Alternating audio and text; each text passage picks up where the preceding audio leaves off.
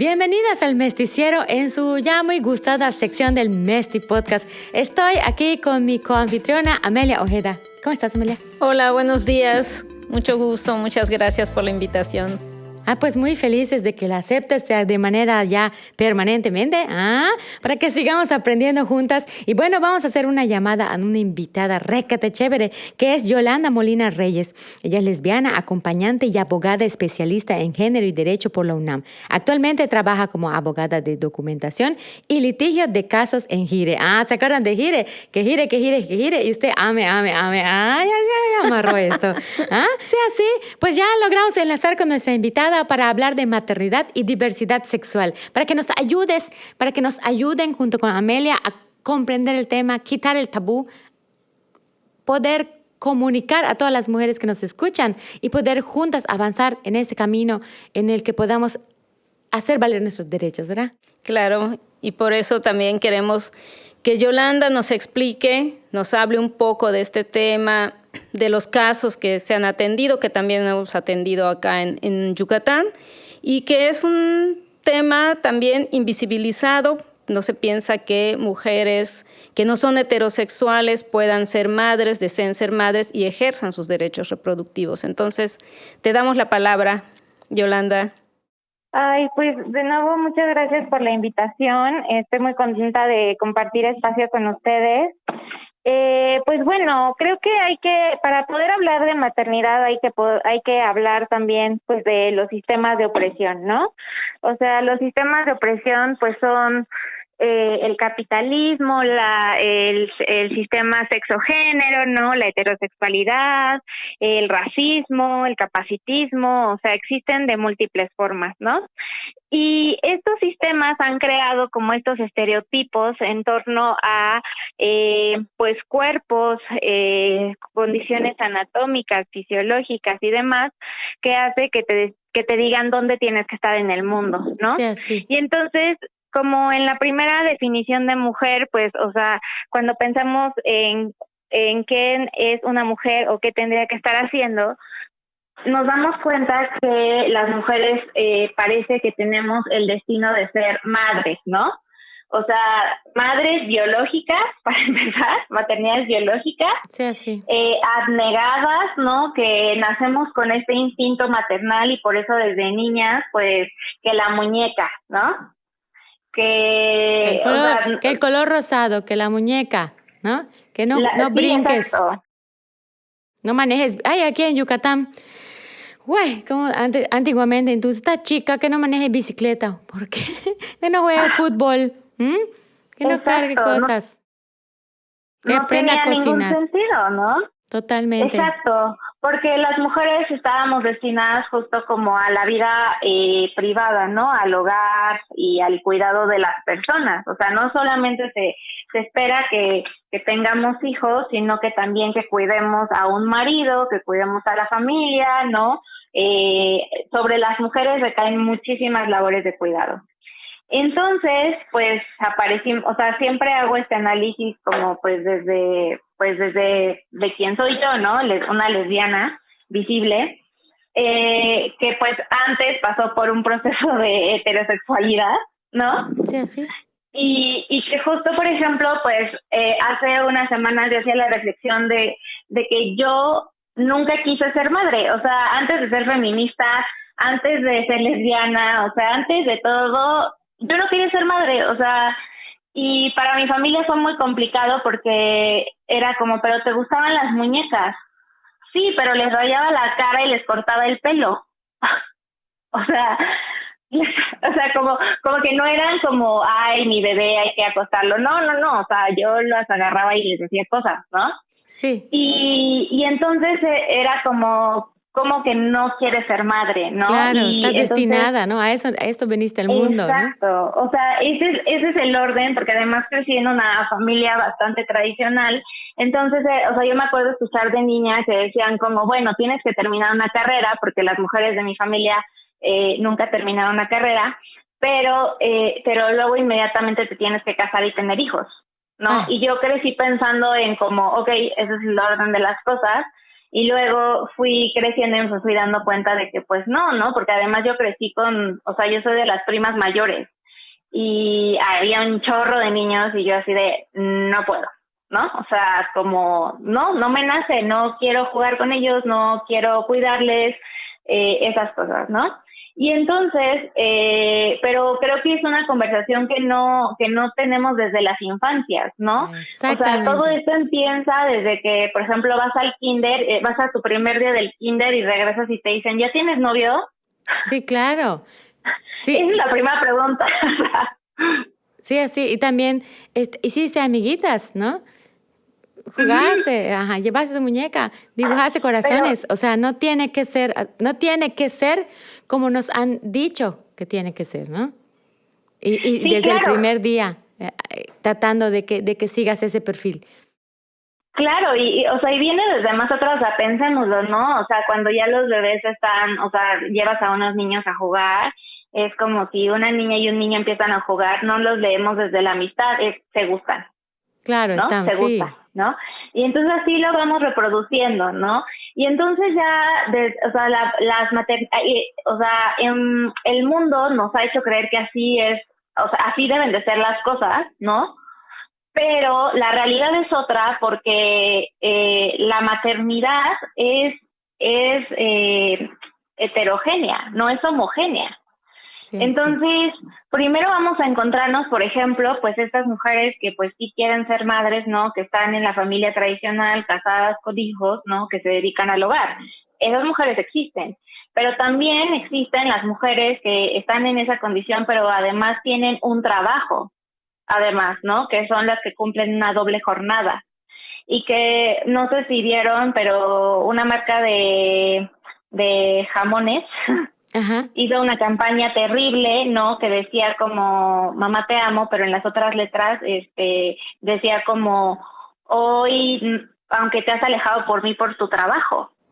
No la vimos. Y es como, no, debería horrible. de estar prohibido eso. Vamos a buscarlo para compartirlo en edición. Sí, se los mando. Ay, gracias. Pero justo ahí empezamos a hablar esa es otra maternidad diversa, porque no es la maternidad hegemónica que es como te quedas en tu casa cuidando a tus hijos, haciendo de comer y limpiando la casa, sino que tengo que salir a trabajar, ¿no?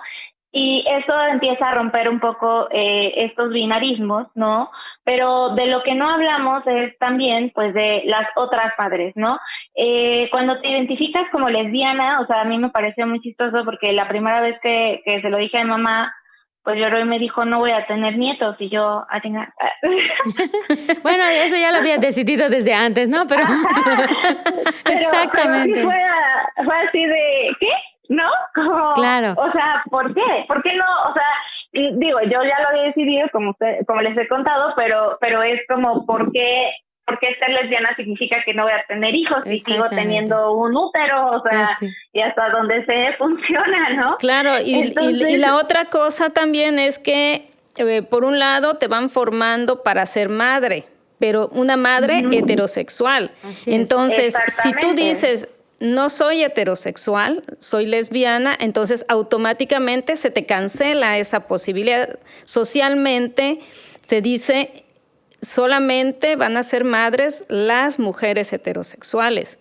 Y las demás, aunque quieran ser madres y puedan ser madres, entonces a estas no se los vamos a permitir. Sí, que es esa cuestión de... Pero...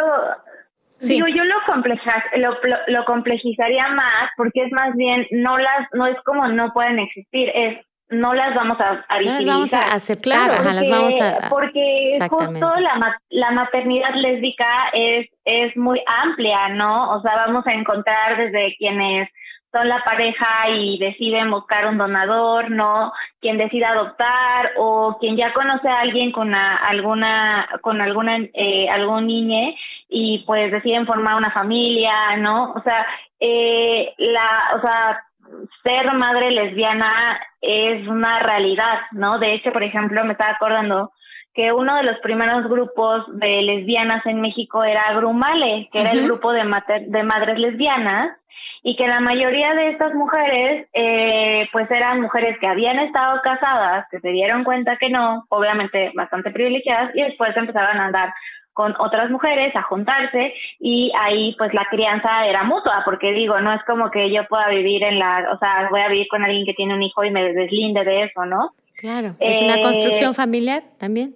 Exactamente, entonces, pero por ejemplo, Brumale, les digo, es de los 70s, y aún hoy en día no podemos hablar de las maternidades lésbicas, porque aún hoy en día es como, claro, como, porque además hay una lectura del lesbianismo, además como muy esencialista también, en el que es como, pues son dos mujeres cis, ¿no? Que las mujeres cis somos pues nosotras, las que nos identificamos con nuestro sexo y nuestro género.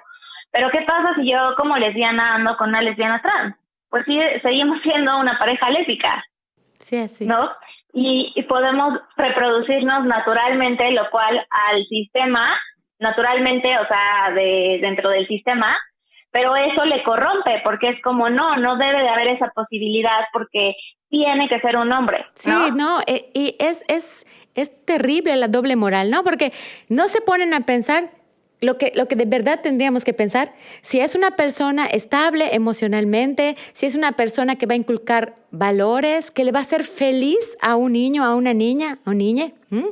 Entonces, en lugar de pensar eso, y preferimos como sociedad en general, yo no pero en general lo que se prefiere un padre o una madre golpeadora, abandonador, y tenemos todas estas estadísticas de depresión en los niños, porque es obligación, ya estuvo, tienes que ser madre. No hablemos de el pecado del aborto, no hablemos de las familias que se obligan a estar juntas y crecen a niñas infelices. No hablemos de las personas que no tienen una estabilidad para compartir y crecer en familia.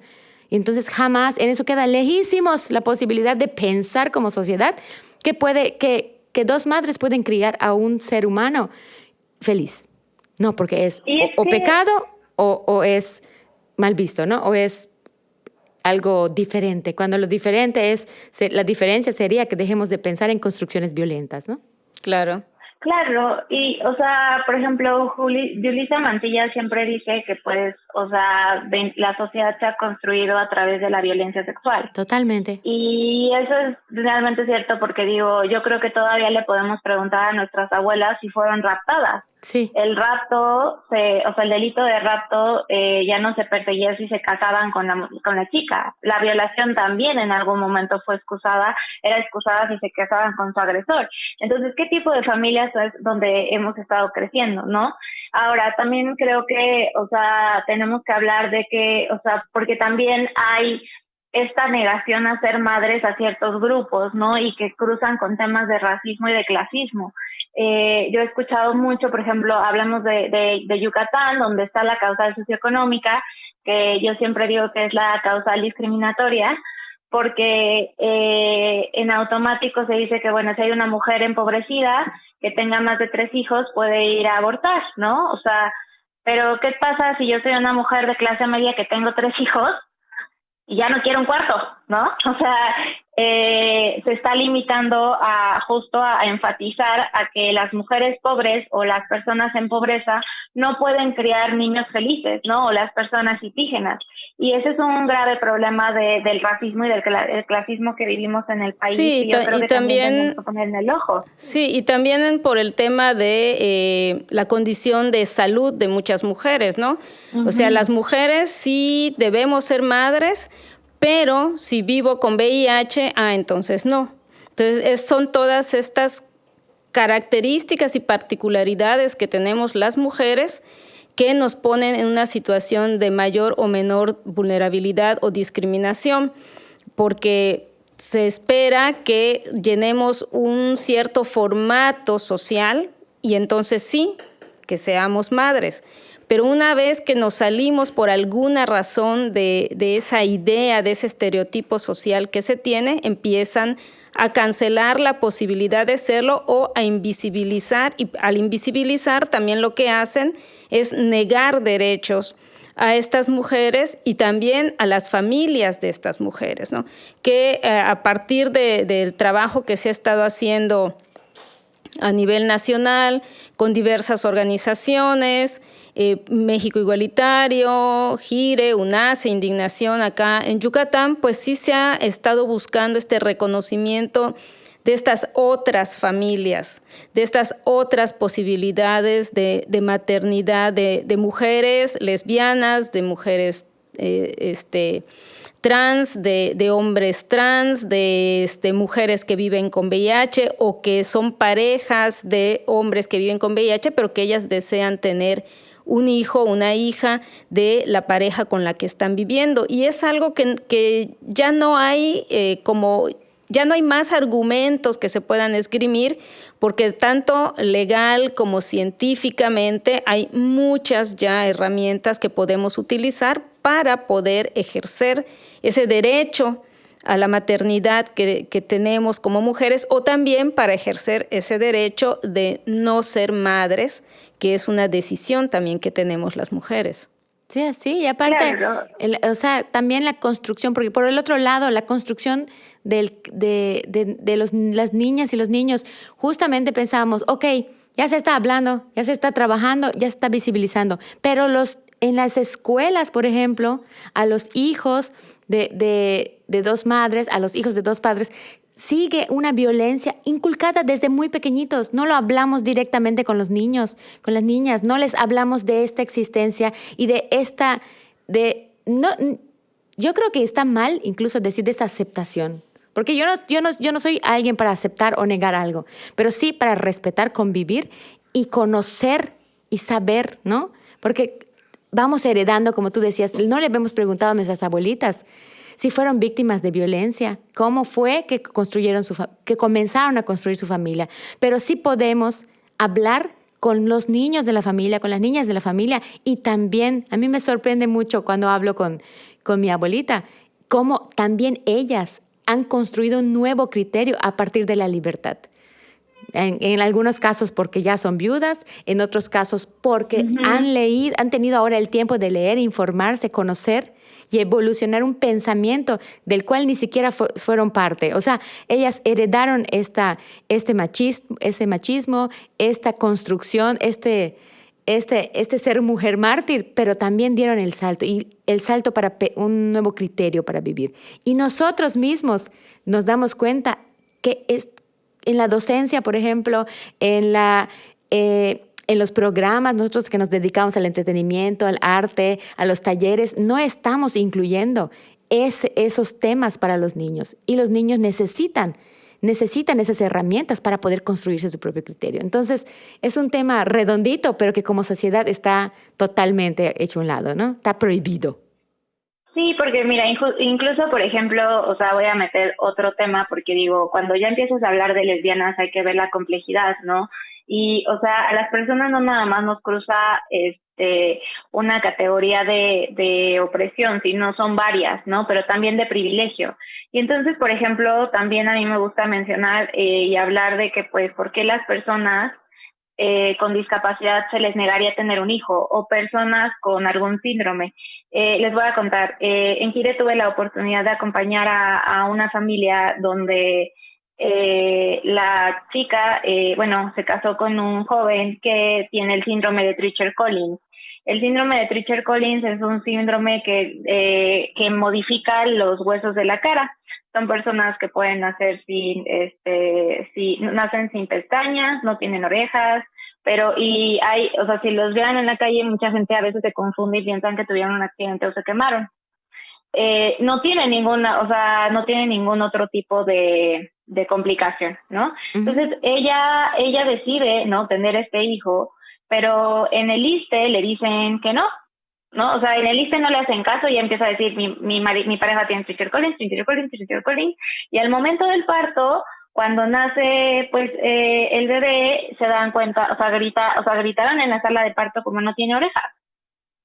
Y ella se quedó así como de, pues sí, es raro que nazcan con orejas, ¿no?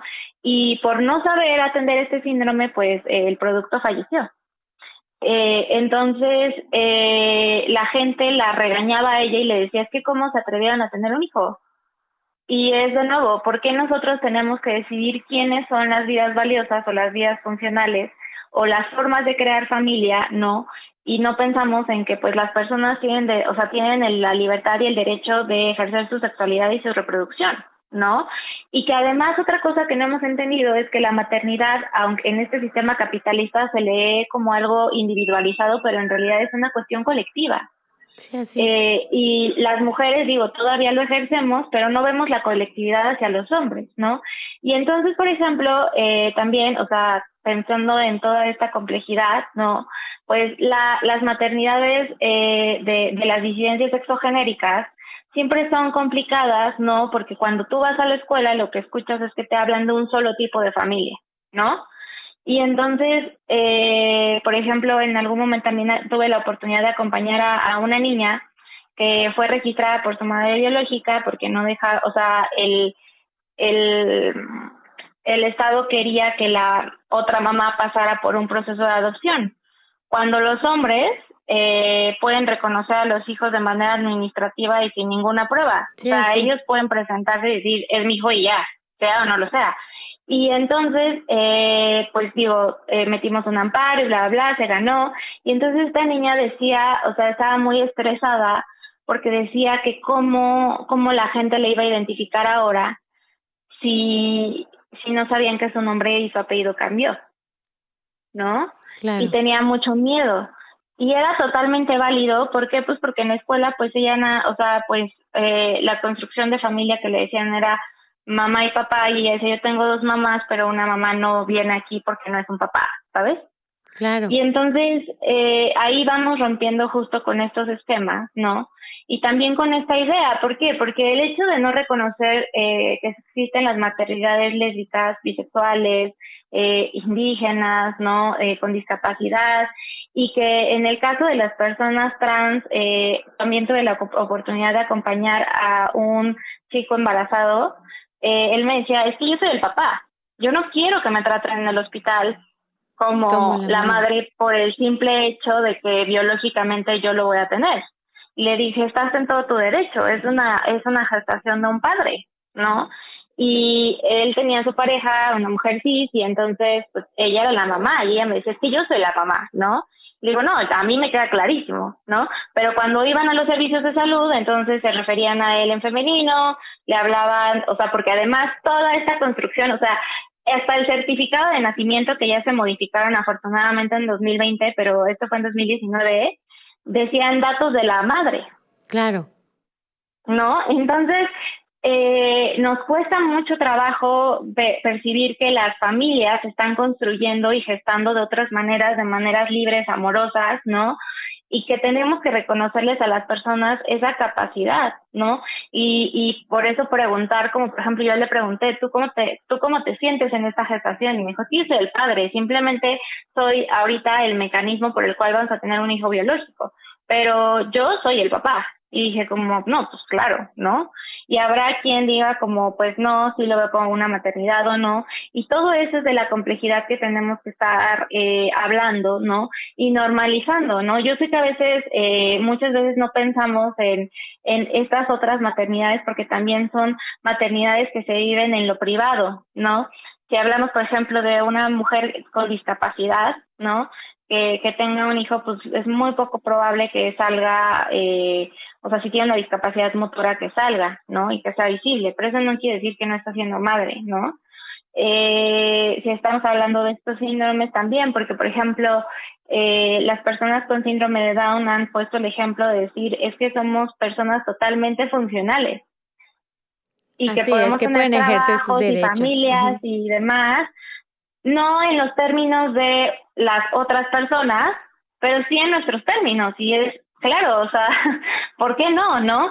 Y, o sea, por ejemplo, otro ejemplo que les quería poner, por ejemplo, el tema de las adopciones. Las adopciones son súper complicadas porque se espera que, o sea, el Estado empieza a decir cuál es el tipo y cómo tiene que funcionar la familia para que te den un niño y se garantice, entre comillas, su calidad de vida.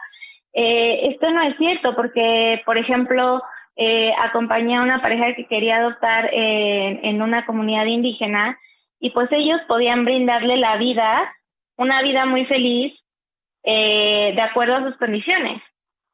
Pero el Estado decía no, porque tienes que tener este trabajo, este ingreso, vivir así, que tu casa sea esta, que la mamá no trabaje, que no sé qué, que la habla, y era como, a ver, pensemos en dónde crecimos, porque si ese es el estándar, pues no existirían familias ahorita, ¿no? O sea, nadie tendría hijos. Es súper complicado adoptar. Y si aparte nos ponemos a pensar que es para construir una vida que no habitamos realmente.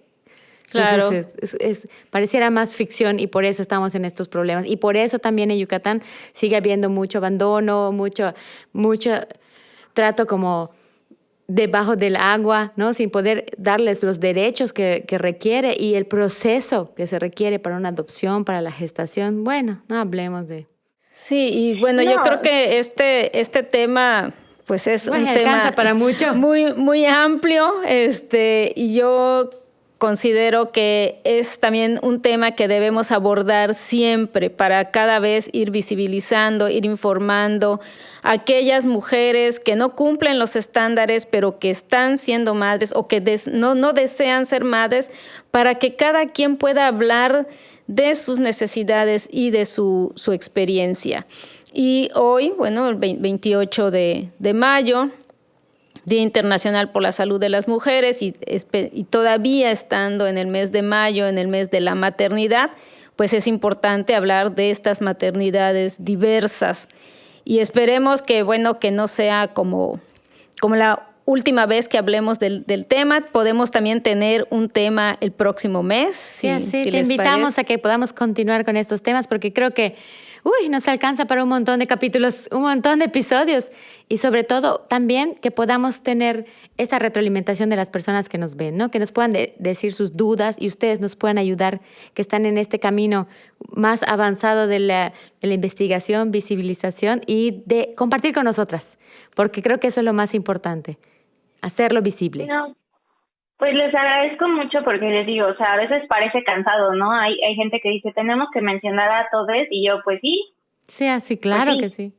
Y entonces vamos a visibilizar que también hay madres en situación de calle, que también hay madres que consumen drogas, que también hay maternidades con neurodivergencias, ¿no? Y que eso, ese es nuestro contexto, esa es nuestra cotidianidad, y no hay, como dice Ame, legalmente ya un impedimento para que podamos ejercerlo. Es más bien un tema cultural y social que obviamente los funcionarios traen arrastrando, lo que sigue diciendo no, madre solamente va a lucir así, ¿no? O la familia tiene que lucir así. Les agradezco mucho el espacio, yo encantada de compartir con ustedes, de resolver dudas. Yucatán es un estado que necesita mucho que se hable de esto, porque a mí siempre me sorprende que es muy diverso, y al mismo tiempo muy conservador, ¿no? Sí. Entonces, me parece una gran labor la que están haciendo. Muchas gracias por la invitación. Muchísimas gracias.